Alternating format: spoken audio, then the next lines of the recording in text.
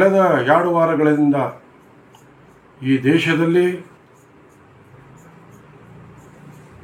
Operation Sindoor ಅನ್ನುವಂಥ ಒಂದು ಯುದ್ಧ ಏನು ಪ್ರಾರಂಭ ಆಯಿತು, ಆ ಯುದ್ಧದಲ್ಲಿ ಈ ದೇಶದ ಬಹದ್ದೂರ್ ಮಹಿಳೆಯರಾದ ಕರ್ನಲ್ ಸೂಫಿಯಾ ಕುರೇಶಿ ಅನ್ನುವಂಥ ಒಂದು ದಿಟ್ಟ ಮಹಿಳೆ ಮೇ 6 ಮತ್ತು 7 ರಾತ್ರಿ 1 ಗಂಟೆಯ ಸುಮಾರಿಗೆ ಭಾರತದಿಂದ ಯುದ್ಧ ವಿಮಾನ ತಗೊಂಡು ಪಾಕಿಸ್ತಾನದಲ್ಲಿ ಹೊಕ್ಕಿ ಪಾಕಿಸ್ತಾನದ ಭಯೋತ್ಪಾದಕರ ಹಾಗೂ ಆತಂಕವಾದಿ ಅಡ್ಡೆಗಳ ಮೇಲೆ ದಾಳಿ ಮಾಡಿ ಸುಮಾರು 9 ರೌಂಡ್ ದಾಳಿ ಮಾಡುವ ಮುಖಾಂತರ ಇಡೀ ಪಾಕಿಸ್ತಾನದಲ್ಲಿರುವಂಥ ಭಯೋತ್ಪಾದಕರು ಆತಂಕವಾದಿಗಳ ಅಡ್ಡೆಗಳ ರಾತ್ರೋರಾತ್ರಿ ದಾಳಿ ಮಾಡಿದ ನಂತರ ಸುಮಾರು 100 ಆತಂಕವಾದಿಗಳು ಭಯೋತ್ಪಾದಕರು ಆ ಯುದ್ಧದಲ್ಲಿ ಸತ್ತು ಹೋದರು. ಇದೊಂದು ಬಹಳ ಹೆಮ್ಮೆಯ ಕೆಲಸ ಅಂತ ಹೇಳಲಿಕ್ಕೆ ನಾನು ಇಚ್ಛಪಡ್ತಾ ಇದ್ದೇನೆ. ಅದಾದ ನಂತರ ದೇಶದಲ್ಲಿ ಆ ಸೂಫಿಯಾ ಕುರೇಶಿ ಅನ್ನುವಂಥ ದಿಟ್ಟ ಮಹಿಳೆಯ ಇಡೀ ಭಾರತದ 140 ಕೋಟಿ ಜನಸಂಖ್ಯೆಯ ಬಾಯಲ್ಲಿ ಆಕೆಯನ್ನು ಮಾತುಗಳನ್ನು ಕೇಳಿ ಬರ್ತಾ ಇದೆ. ಆ ಬಿಜೆಪಿ ಹಾಗೂ ಸಂಘ ಪರಿವಾರದ ಹಾಗೂ ಬಿಜೆಪಿ ಬಾಡಿಗೆದಾರರ ಲೀಡರ್ಸ್ಗಳು ಆ ಮಹಿಳೆಯರಿಗೆ ನಿರಂತರವಾಗಿ ಆ ಮಹಿಳೆಯ ದಿಟ್ಟ ಹೋರಾಟದ ಕಿಚ್ಚನ್ನು ಏನಿದೆಯಲ್ಲ ಅದು ಸಹಿಸಲಾರದಂಥ ಈ ಬಿಜೆಪಿ ನಾಯಕರು ಇವತ್ತು ಆ ಮಹಿಳೆಯ ಮೇಲೆ ಟೀಕಾ ಟಿಪ್ಪಣಿ ಮಾಡ್ತಾ ಇದ್ದಾರೆ. ಈ ದೇಶದಲ್ಲಿ ಏನಾಗ್ತಾ ಇದೆ ಅನ್ನೋಂತೂ ನಾವು ವಿಚಾರ ಮಾಡ್ತಾ ಇದ್ದೇವೆ. ಯಾಕಂದ್ರೆ ಇಂಥ ಒಂದು ಒಳ್ಳೆಯ ಕೆಲಸ ಮಾಡಿದಾಗ ಇಡೀ ದೇಶ ಪ್ರಶಂಸನೆ ಮಾಡಬೇಕು. ಅದು ಮಾಡೋದನ್ನು ಬಿಟ್ಟು ಈ ದೇಶದಲ್ಲಿರುವಂಥ ಬಿಜೆಪಿಯ ಲೀಡರ್ಸ್ಗಳಾಗಿರ್ಬೋದು, ವಿಶೇಷವಾಗಿ ಮಧ್ಯಪ್ರದೇಶದ ಒಬ್ಬ ಕ್ಯಾಬಿನೆಟ್ ದರ್ಜೆ ಮಂತ್ರಿ 8 ಬಾರಿ ಶಾಸಕನಾಗಿದ್ದಾನೆ, ಹಲವು ಬಾರಿ ಮಂತ್ರಿಗಳಾಗಿ ಈ ದೇಶದ ಸಂವಿಧಾನದ ಕುರ್ಚಿ ಮೇಲೆ ಕುಂತು ಬೇಜವಾಬ್ದಾರಿಯನ್ನು ಹೇಳಿಕೆಯನ್ನು ಕೊಡುತ್ತಾ ಇದು ಸರಿಯಲ್ಲ. ಯಾಕಂದ್ರೆ ಆ ಹೇಳಿಕೆ ಒಳಗೆ ಯಾರು ಸಹಿಸಲಾರದಂಥ ಹೇಳಿಕೆ ಇತ್ತು, ಅದಕ್ಕೆ ಯಾರು ಕ್ಷಮಿಸೋದೂ ಇಲ್ಲ. ಯಾಕಂದ್ರೆ ಅವರು ಹೇಳಿಕೆ ಒಂದು ಭಾಷಣದಲ್ಲಿ ಹೇಳ್ತಾರೆ, ಕರ್ನಲ್ ಸೂಫಿಯಾ ಕುರೇಶಿ ಅವರು ಆತಂಕವಾದಿಗಳ ತಂಗಿ ಅಂತ ಹೇಳ್ತಾರೆ, ಬಹನ್ ಅಂತ ಹೇಳ್ತಾರೆ. ಇವರಿಗೆ ಮಾನ ಮರ್ಯಾದೆ ನಾಚಿಕೆ ಏನಾರ ಇದೇನ್ರಿ? ನಾನು ನರೇಂದ್ರ ಮೋದಿಗೆ ಕೇಳ್ತಾ ಇದ್ದೀನಿ, ಈ ದೇಶದಲ್ಲಿ ಪಹಲ್ಗಾಮ್ದಲ್ಲಿ ಆದಂಥ ಘಟನೆಯಲ್ಲಿ ಸುಮಾರು 26-28 ಜನ ಅಮಾಯಕರು ತೀರ್ ಹೋದ ನಂತರ ತಾವು ವಿದೇಶದಲ್ಲಿದ್ರಿ. ವಿದೇಶದಲ್ಲಿದ್ದಾಗ ಈ ಘಟನೆ ಆದ ನಂತರ ತಮ್ಮ ವಿದೇಶದಲ್ಲಿರುವಂಥ ಕಾರ್ಯಕ್ರಮ ರದ್ದು ಮಾಡಿ ತಾವು ದಿಲ್ಲಿಗೆ ಬಂದು ಈ ಘಟನೆಯ ಬಗ್ಗೆ ಬಹಳಷ್ಟು ಸವಿಸ್ತರವಾಗಿ ಹೇಳಬೇಕಾಗಿತ್ತು, ಮಾತಾಡಬೇಕಾಗಿತ್ತು. ಅದು ತಾವು ಹೇಳಲಿಲ್ಲ ದೇಶದ ಜನತೆಯ ಮುಂದೆ. ತಮಗೆ ಚುನಾವಣೆ ಬಹಳ ಮುಖ್ಯ ಇತ್ತು. ಬಿಹಾರದ ಚಂಪಾರಣ್ ಅಂತ ಜಿಲ್ಲೆಯಲ್ಲಿ, ಬೇರೆ ಬೇರೆ ಜಿಲ್ಲೆಯಲ್ಲಿ ತಮಗೆ ಚುನಾವಣೆ ಪ್ರಚಾರ ಬಹಳ ಮುಖ್ಯ ಇತ್ತು. ಯಾಕಂದರೆ ಈ ದೇಶದಲ್ಲಿ ಒಂದು ಆತಂಕವಾದಿಗಳ ದಬ್ಬಾಳಿಕೆಯಿಂದ, ಘಟನೆಯಿಂದ ಇಡೀ ದೇಶದ ಜನ ಬೆಚ್ಚ ಬಿದ್ದರು. ಅಮಾಯಕ ಜನ ಸತ್ರು, ಅದರಲ್ಲಿ ಹೆಚ್ಚು ಮಹಿಳೆಯರು. ಇವತ್ತು ನಾನು ನರೇಂದ್ರ ಮೋದಿಗೆ ತಮ್ಮ ಮುಖಾಂತರ ಹೇಳಲಿಕ್ಕೆ ಇಚ್ಛಪಡ್ತಾ ಇದ್ದೀನಿ, ಅಮಿತ್ ಶಾ ಅವರಿಗೆ ಹೇಳಲಿಕ್ಕೆ ಇಚ್ಛಪಡ್ತಾ ಇದ್ದೀನಿ, ರಾಜನಾಥ್ ಸಿಂಗ್ ಅವರಿಗೆ ಹೇಳಲಿಕ್ಕೆ ಇಚ್ಛಪಡ್ತಾ ಇದ್ದೀನಿ. ನೀವು ಇಂಥ ನಾಯಕರಿಗೆ ಏನು ಸಾಕಿದ್ರಿ ಇದು ಮೊದಲು ತಾವು ನಿಲ್ಲಿಸಬೇಕು. ಯಾಕಂತಂದ್ರೆ ಇಂಥ ಒಂದು ದೇಶದ್ರೋಹಿ ಹೇಳಿಕೆಯನ್ನು ಕೊಟ್ಟು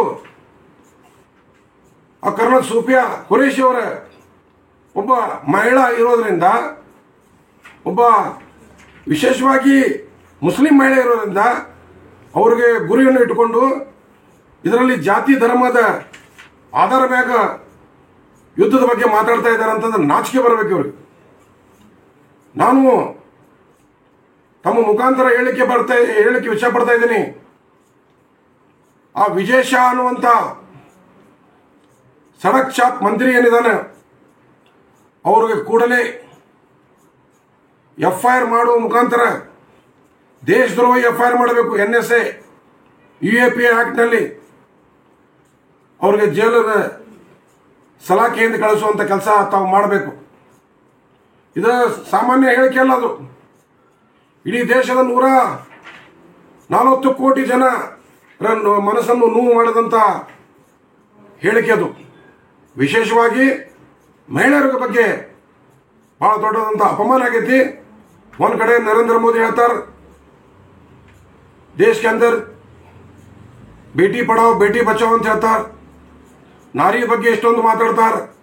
ಮತ್ತು ಅವರಂಥ ಪಕ್ಷದೊಳಗೆ ಇಂಥ ನಾಯಕರನ್ನು ಹುಟ್ಟಾಕಿ ಈ ರೀತಿ ಬೇಜವಾಬ್ದಾರಿ ಹೇಳಿಕೆಯನ್ನು ಕೊಡ್ತಾ ಇದ್ದಾರೆ. ಅವರು ಕೂಡಲೇ ತಮ್ಮ ಪಕ್ಷದಿಂದ ವಜಾಗೊಳಿಸಬೇಕು, ಸಸ್ಪೆಂಡ್ ಮಾಡಬೇಕು. ಈ ದೇಶದ ಮುಂದೆ ನರೇಂದ್ರ ಮೋದಿ ಅವರು ಕ್ಷಮೆ ಕೇಳಬೇಕು.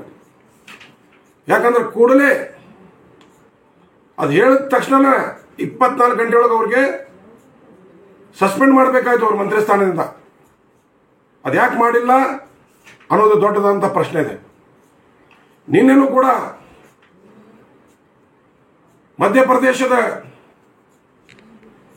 ಅಲ್ಲಿರುವಂಥ ಹೈಕೋರ್ಟಿನ ಒಬ್ಬ ಜಡ್ಜ್ ಶ್ರೀಧರ್ ಅನ್ನುವಂಥ, ನಾವು ಈ ಸಂದರ್ಭದಲ್ಲಿ ಅವ್ರಿಗೆ ಮೆಚ್ಚಬೇಕಾಗ್ತದೆ. ನಾವು ಅವ್ರಿಗೆ ಈ ಸಂದರ್ಭದಲ್ಲಿ ಅವ್ರಿಗೆ ಸಲಾಮು ಕೂಡ ಹೇಳಬೇಕಾಗ್ತದೆ. ಹಾಗಾಗಿ ಕೆಲವೇ 4 ಗಂಟೆಯಲ್ಲಿ FIR ಮಾಡಬೇಕಂತಂದೇಳಿ ಆದೇಶ ಮಾಡಿದರು. ಆ ಆದೇಶಕ್ಕೆ ಅವರು ಆ ಮಂತ್ರಿ ಬಾಗಲಿಲ್ಲ. ಆ BJP ಅವರು ಅದಕ್ಕೆ ಗಮನ ಕೊಡಲಿಲ್ಲ. ಅದು FIR ಆದ ನಂತರ ಸೀದಾ ದಿಲ್ಲಿಯ ಸುಪ್ರೀಂ ಕೋರ್ಟ್ನಲ್ಲಿ ಈ ಅರ್ಜಿಯನ್ನು ತೊಗೊಂಡು ಹೋಗ್ತಾರೆ. ಸುಪ್ರೀಂ ಕೋರ್ಟ್ನಲ್ಲಿ ಏನಾದರೂ ನಾನು ಬದುಕ್ಬೋದು, ನನಗೇನಾದರೂ ಬೇಲ್ ಸಿಗ್ಬೋದು, ನನಗೇನಾದರೂ ತಡೆಗಟ್ಟಬಹುದು ಅಂತಂತೇಳಿ ಈಗ ಬಂದಂಥ ಒಬ್ಬರು ಈ ದೇಶದ ಸರ್ವೋಚ್ಚ ನ್ಯಾಯಾಲಯದ ಮುಖ್ಯ ನ್ಯಾಯಮೂರ್ತಿಗಳಾದ BR ಗವಾಯ್ ಅನ್ನುವಂಥ ಒಬ್ಬ ದಿಟ್ಟ ನಿರ್ಧಾರ ತಗೊಳ್ಳುವಂಥ ಒಬ್ಬ ಈ ದೇಶದ ಸುಪ್ರೀಂ ಕೋರ್ಟಿನ ಸರ್ವೋಚ್ಚ ನ್ಯಾಯಾಲಯದ ಮುಖ್ಯ ನ್ಯಾಯಮೂರ್ತಿಗಳು ಅವರೂ ಕೂಡ ಈ ಪ್ರಶ್ನೆ ಕೇಳಿದರು. ನೀವು ಜವಾಬ್ದಾರಿ ಸ್ಥಾನದಲ್ಲಿ ಇದ್ಕೊಂಡು ಈ ರೀತಿ ಹೇಳಿಕೆ ಕೊಡೋದು ಎಷ್ಟು ಮಟ್ಟಿಗೆ ಸರಿ, ಇದು ಸರಿ ಅಲ್ಲ ಅಂತ ಹೇಳಿ ಆ ಅರ್ಜಿಗಳನ್ನು ತಿರಸ್ಕಾರ ಮಾಡಿದ್ದಾರೆ. ಅದಾದ ನಂತರ ಮಧ್ಯಪ್ರದೇಶಿನ ಸರ್ಕಾರ, ಅವರು ಮುಖ್ಯಮಂತ್ರಿಗಳು ಆಗಿರ್ಬೋದು, ಅವರು ಪ್ರದೇಶ BJP ಅಧ್ಯಕ್ಷರಾಗಿರ್ಬೋದು, ಕ್ಯಾಬಿನೆಟ್ ಮಂತ್ರಿಗಳಾಗಿರ್ಬೋದು, ಎಲ್ಲರೂ ಸೇರಿಕೊಂಡು ರಾತ್ರಿ 1 ಗಂಟೆಗೆ ಒಂದು ತುರ್ತು ಸಭೆ ಕರೀತಾರೆ. ಯಾರ ಬಗ್ಗೆ? ಒಂದು ಸಡಕ್ ಚಾಪ್ ಕ್ಯಾಬಿನೆಟ್ ಮಂತ್ರಿಗಳಾದ ವಿಜಯ್ ಶಾ ಬಗ್ಗೆ ಇಡೀ ರಾತ್ರಿ ಚರ್ಚೆ ಮಾಡ್ತಾರೆ. ಅವರು ಆ ಚರ್ಚೆಯಲ್ಲಿ ಒಂದು ತೀರ್ಮಾನಕ್ಕೆ ಬರ್ತಾರೆ. ಏನಂತಂತೇಳಿ, ವಿಜಯ್ ಶಾ ಅವರಂತ ಏನು ಹೇಳಿಲ್ಲ, ಈಗ ಹೇಳಿದ್ದಾರೆ, ಏನು ಮಾಡಬೇಕಾಗ್ತದೆ, ಆಗಿದ್ದಾಗ ಹೋತು, ನಾವು ನಮ್ಮ ಮಂತ್ರಿಗೆ ವಜಾ ಕೊಡಿಸೋದಿಲ್ಲ, ನಮ್ಮ ಮಂತ್ರಿಗೆ ರಾಜೀನಾಮೆ ಕೊಡಿಸೋದಿಲ್ಲ ಅಂತಂತೇಳಿ ಈ ರೀತಿ ತೀರ್ಮಾನ ತಗೊಂತಾರಂದ್ರೆ ಈ BJP ಈ ಸಂಘ ಪರಿವಾರದ ಮಾನಸಿಕತೆ ಏನಿದೆ ಅನ್ನೋದು ಇಡೀ ದೇಶವನ್ನು ನೋಡಬೇಕಾಗ್ತದೆ. ಈ ದೇಶ ನೋಡಬೇಕಾಗ್ತದೆ, ಖಂಡಿತವಾಗಿ ನೋಡಬೇಕಾಗ್ತದೆ. ಯಾಕಂದ್ರೆ ಈ ರೀತಿ BJP ನಾಯಕರಿಗೆ ಗೌರವ ಘನತೆ ಏನಾರ ಇದ್ದಿದ್ದಾದರೆ ಈ ದೇಶದ ಒಬ್ಬ ದಿಟ್ಟ ಮಹಿಳೆ ಅವರು ಆತಂಕವಾದಿಗಳ ಅಡ್ಡಿ ಮ್ಯಾಗ ದಾಳಿ ಮಾಡಿ ನೂರಾರು ಭಯೋತ್ಪಾದಕರ ಕೊಂದು ಬಂದಂಥ ಆ ಮಹಿಳೆಗೆ ಇಡೀ ವಿಶ್ವ ತುಂಬ ವರ್ಣನೆ ಮಾಡ್ತಾ ಇದ್ದಾರೆ. BJP ಅವರು ಚಕಾರ ಶಬ್ದ ಎತ್ತಾಗ್ತಾ ಇರಲ್ಲ. ಮೋದಿಯವ್ರ ಬಗ್ಗೆ ಮೋದಿಯವರು ಮಾತಾಡಕ್ತಾ ಇರಲ್ಲ, ರಾಜನಾಥ್ ಸಿಂಗ್ ಅವರು ಮಾತಾಡಕ್ತಾ ಇರಲ್ಲ, ಅಮಿತ್ ಶಾ ಬಗ್ಗೆ ಅಮಿತ್ ಶಾ ಅವರು ಮಾತಾಡಕ್ತಾ ಇರಲ್ಲ. ಆ ದಿಟ್ಟ ಕರ್ನಲ್ ಕುರೇಶಿ ಅವರ ಬಗ್ಗೆ RSS ಮುಖ್ಯ ಚೀಫ್ಗಳಾದ ಮೋಹನ್ ಭಾಗವತ್ ಅವರು ಕೂಡ ಮಾತಾಡ್ತಾ ಇಲ್ಲ. ಯಾಕೆ ಅಂತ ಕೇಳ್ತಾ ಇದ್ದೀನಿ ನಾನು ಈ ಮುಖಾಂತರ ಕೂಡಲೇ ನರೇಂದ್ರ ಮೋದಿಯವರು ದೇಶದಲ್ಲಿರುವಂಥ ಎಲ್ಲ ವಿರೋಧ ಪಕ್ಷದವರಿಗೆ ಒಂದು ಸಭೆಯನ್ನು ಕರೆದು ಆ ಸಭೆ ಒಳಗೆ ಮಾತಾಡಬೇಕು. ಇವರು ತಕ್ಷಣ ಪಾರ್ಲಿಮೆಂಟ್ ಸೆಷನ್ ಪ್ರಾರಂಭ ಮಾಡಬೇಕು. ಯಾಕಂತಂದ್ರೆ ಈ ಘಟನೆಯ ಬಗ್ಗೆ, ಪಹಲ್ಗಾಮದ ಘಟನೆಯ ಬಗ್ಗೆ, ಈ ಉಗ್ರವಾದಿಗಳು ಏನು 26-28 ಜನರಿಗೆ ಮಾಮಕರಿಗೆ ಏನು ಕೊಂದಿದ್ದಾರೆ, ಆಮೇಲೆ ಸೀಸ್ ಫೈರ್ ಏನಾಗೈತಿ ಅದರ ಬಗ್ಗೆ ವಿವರಣೆ ಕೊಡಬೇಕು. ಪಾರ್ಲಿಮೆಂಟ್ನಲ್ಲಿ ಇದರ ಬಗ್ಗೆ ಚರ್ಚೆ ಆಗಬೇಕು. ನರೇಂದ್ರ ಮೋದಿಯವರು ಈ ದೇಶದ 140 ಕೋಟಿ ಜನರ ಎದುರಿಗೆ ಬಂದು ಈ ಮೀಡಿಯಾದಲ್ಲಿ ತಾವು ಪ್ರೆಸ್ ಮೀಟ್ ಮಾಡುವ ಮುಖಾಂತರ ಜನರಿಗೆ ತಿಳಿಸ್ಬೇಕನ್ನುವಂಥ ಈ ತಮ್ಮ ಮುಖಾಂತರ ಹೇಳಿಕೆ ಇಚ್ಛಪಡ್ತಾ ಇದ್ದೀನಿ. ಬರೋ ದಿನಗಳ ಒಳಗೆ ಇದೇ ರೀತಿ ನಮ್ಮ ದೇಶದ ಸೈನಿಕರ ಬಗ್ಗೆ ಏನಾದರೂ ಮಾತಾಡಿದ್ರೆ ನಾವು ಇದಕ್ಕೆ ಸಹಿಸೋದಿಲ್ಲ, ನಾವು ಸುಮ್ಕೊಂಡ್ರೆ ಆಗೋದಿಲ್ಲ. ಬೇರೆ ಏನಾರ ಹೇಳ್ಬೋದು, ಕೇಳ್ಬೋದು, ಆದರೆ ಸೈನಿಕರ ವಿಷಯದಲ್ಲಿ ಹಸ್ತಕ್ಷೇಪ ಮಾಡೋ ಯಾರಿಗೂ ಹಕ್ಕಿಲ್ಲ. ಯಾಕಂದ್ರೆ ಅವರು ದೇಶ ಗಡಿ ಕಾಯೋರು. ನಾವೆಲ್ಲರೂ ಮಲ್ಕೊಂಡಾಗ ಅವರು ದೇಶ ಗಡಿ ಕಾಯ್ತಿರ್ತಾರೆ. ಅವರ ಬಗ್ಗೆ ಮಾತಾಡೋಕ್ಕೂ ಯಾರಿಗೂ ಹಕ್ಕಿಲ್ಲ, ನೈತಿಕ ಹಕ್ಕಿಲ್ಲ.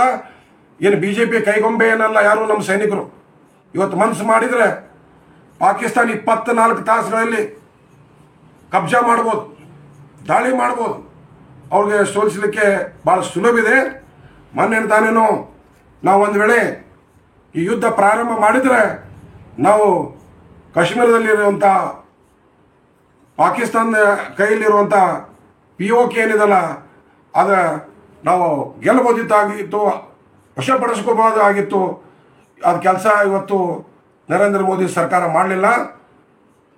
ನರೇಂದ್ರ ಮೋದಿಯವರು ಇಡೀ ವಿಶ್ವದ ಗುರು ಅನ್ನುವಂಥ ಅಮೇರಿಕಾದ ಪ್ರೆಸಿಡೆಂಟ್ ಅಧ್ಯಕ್ಷ ಡೊನಾಲ್ಡ್ ಟ್ರಂಪ್ ಅವರು ಮಾತು ಕೇಳಿ ಸೀಸ್ ಫೈರ್ ಮಾಡಿದ್ದಾರೆ. ಅದು ಯಾಕೆ ಅನ್ನೋದು ಎಲ್ಲರಿಗೂ ಪ್ರಶ್ನೆ ಕೇಳ್ತಾ ಇದ್ದಾರೆ ಇವತ್ತು ದೇಶದಲ್ಲಿ. ಯಾಕಂದ್ರೆ ನಮ್ಮದು ಆಂತರಿಕ ಕೆಲಸ ಇವು. ಪಾಕಿಸ್ತಾನ ಆಗಿರ್ಬೋದು, ಹಿಂದೂಸ್ತಾನ ಆಗಿರ್ಬೋದು, ನಾವು ಯುದ್ಧ ಮಾಡೋಕೆ ನಾವು ಮತ್ತೊಬ್ಬರು ಕೇಳಿ ಯುದ್ಧ ಮಾಡೋಕ್ಕಾಗೋದಿಲ್ಲ. ಯಾಕಂದ್ರೆ ಇದರಲ್ಲಿ ಯಾಕೆ ಹಸ್ತಕ್ಷೇಪ ಮಾಡಿದ್ದಾರೆ ಟ್ರಂಪ್ ಅನ್ನುವಂಥ ದೊಡ್ಡ ಪ್ರಶ್ನೆ ಇದೆ. ಇಡೀ ಜಗತ್ತಿನಲ್ಲಿ, ಇಡೀ ದೇಶದಲ್ಲಿ ಜನರ ಬಾಯಿ ಮಾತಲ್ಲೇ ಬರ್ತಾ ಇದೆ. ಯಾಕಂದ್ರೆ ಈ ರೀತಿ ಆಗಬಾರ್ದು.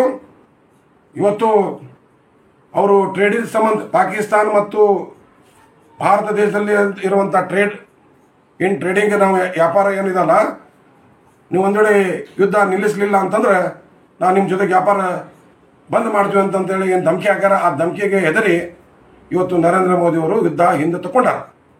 ಅದರ ಜೊತೆಗೆ ಅದಾನಿಯವರು ಕೂಡ ಅಮೇರಿಕಾದಲ್ಲಿ ಭಾಳಷ್ಟು ದೊಡ್ಡದಾದಂಥ ಬಂಡವಾಳ ಕೂಡ ಹಾಕಿದ್ದಾರೆ. ಆ ಬಂಡವಾಳ ಹಿಂದೆ ನರೇಂದ್ರ ಮೋದಿಯವರು ಕೂಡ ಕೈ ಇದೆ. ಅದರ ಜೊತೆಗೆ ಅದಾನಿಯವರ ಆ ಬಿಸ್ನೆಸ್ಗೆ ಧಕ್ಕೆ ಬರಬಾರ್ದು ಅನ್ನೋ ಉದ್ದೇಶದಿಂದ ಇವತ್ತು ಅದಾನಿಯವರ ಬಿಸ್ನೆಸ್ಗೆ ಧಕ್ಕೆ ಆಗ್ತೈತೆ ಅನ್ನುವಂಥ ವಿಚಾರ ಇಟ್ಕೊಂಡು ನರೇಂದ್ರ ಮೋದಿಯವರು ಈ ಯುದ್ಧವನ್ನು ನಿಲ್ಲಿಸಿದ್ದಾರೆ. ನಾನು ದೇಶದ ಪರವಾಗಿ, ಈ ದೇಶದ 140 ಕೋಟಿ ಪರವಾಗಿ ಈ ನರೇಂದ್ರ ಮೋದಿ ಸರ್ಕಾರಕ್ಕೆ ನಾನು ಬಲವಾಗಿ ಖಂಡಿಸ್ತಾ ಇದ್ದೇನೆ. ನನ್ನ ಹೆಸರು ಬಾಬಾಜಾನ್ ಮುದೋಳ್, ರಾಷ್ಟ್ರೀಯ ಅಹಿಂದ ಸಂಘಟನೆಯ ಪ್ರಚಾರ ಸಮಿತಿಯ ಅಧ್ಯಕ್ಷ.